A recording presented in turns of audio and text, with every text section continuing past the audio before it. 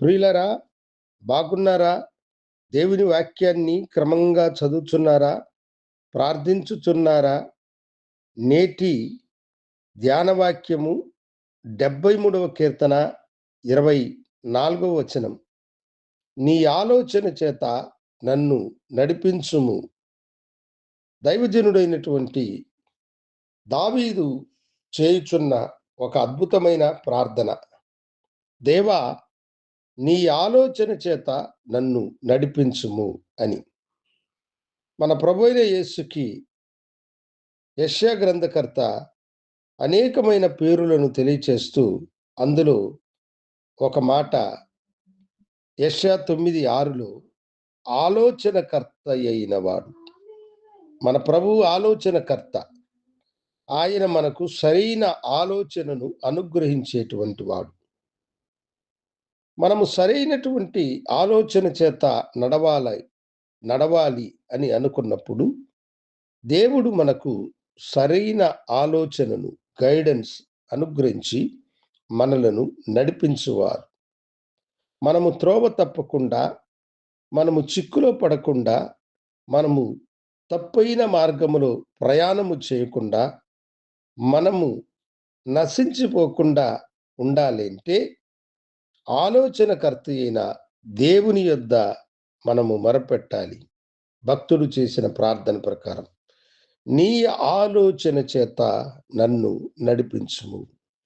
దావీదు ఎప్పుడు కూడా తనకు సమస్య కలిగినప్పుడు, తాను చిక్కుల్లో ఉన్నప్పుడు దేవుని సన్నిధికి వెళ్ళి ప్రభు దగ్గర ప్రార్థించేవాడు.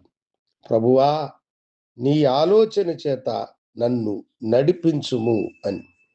అప్పుడు ప్రభువు ఏదైతే ఆయనకు సెలవిచ్చునో దానిని ఆయన అనుసరించేటువంటి వాడు.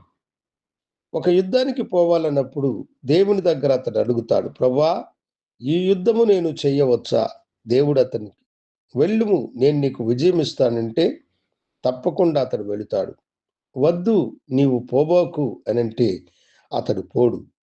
అవును, తన సొంత ఆలోచన, తన సైన్యము మీద నమ్మకమును ఉంచి ఏ కార్యము అతడు చేయలేదు. దేవుణ్ణి అడిగి చేసేవాడు. కనుక మనము కూడా మన జీవితంలో మనకు ధనముండొచ్చు, మనకు బలముండొచ్చు. నా బలము చేత, నా ధనము చేత ఈ కార్యం అయిపోతుంది, దానికి దేవుడెందుకులేని నీవు పొరపాటున కూడా అనుకోకు. ఎందుకంటే దైవ ఆలోచన నీకు నష్టము కలగకుండా నిన్ను ఆశీర్వదించి సులువుగా నీ కార్యముల నుండి నీవు బయట పడడానికి అది నీకు సహాయము చేస్తుంది. దైవాలోచన నిన్ను ఆశీర్వదిస్తుంది.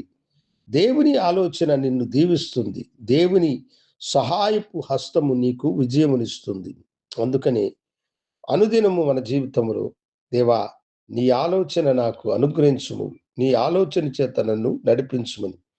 మన పిల్లల వివాహ కార్యమైనా, మనము చేయు బిజినెస్లోనైనా, మన ఇంటి కార్యములోనైనా, మన ఇంటి సమస్యల యందైనా, మనము ఏది చేసినా దేవుని సన్నిధికి వెళ్ళి మొరపెట్టి దేవుడిచ్చే ఆలోచన ప్రకారము మనము చేసినప్పుడు మన జీవితానికి అది బహుగా ఆశీర్వాదకరంగా, దీవెనకరంగా ఉండి మనలను హెచ్చించును. కనుక దేవుని బిడ్డ, ఇంతవరకు నీవు పొరపాటుతో నీ ఆలోచనలు, ఇతరుల ఆలోచనలు అడిగితే వాటిని నిలిపి ప్రభు సన్నిధికి వెళ్ళు. దైవజనుడు ప్రార్థించినట్లుగా, దేవా, నీ ఆలోచన చేత నన్ను నడిపించుమని అడుగు. దేవుడు నీకు సహాయం చేసి నిన్ను నడిపించునుగాక. ప్రార్థించుకుందాం. గనుడా, పరిశుద్ధుడా, నీకు వందనాలు. నీ ఆలోచన చేత నీ బిడలను మీరు నడిపించమని, ఆశీర్వదించమని యేసు నామమున అడిగి వేడుకొంచున్నాను తండ్రి. ఆమేన్. శుభోదయం. ప్రభు మిమ్మలను దీవించునుగాక. ఆమేన్.